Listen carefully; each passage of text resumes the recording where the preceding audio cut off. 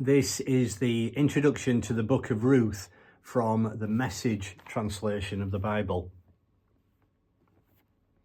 As we read the broad, comprehensive biblical story of God at work in the world, most of us are entirely impressed. God speaking creation into being, God laying the foundations of the life of faith through great and definitive fathers and mothers, God saving a people out of a brutal slave existence and then forming them into lives of free and obedient love.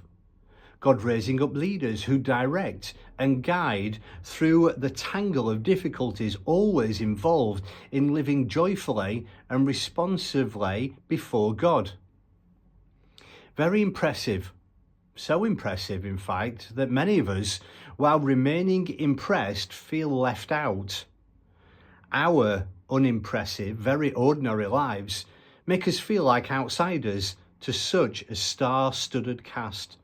We disqualify ourselves. Guilt and willfulness or accident makes a loophole, and we assume that what is true for everyone else is not true for us. We conclude that we are somehow just not religious and thus unfit to participate in the big story. And then we turn a page and come on this small story of two widows and a farmer in their out-of-the-way village. The outsider, Ruth, was not born into the faith and felt no natural part of it, like many of us. But she came to find herself gathered into the story and given a quiet and obscure part that proved critical in the way everything turned out. Scripture is a vast tapestry of God's creating, saving, and blessing ways in this world.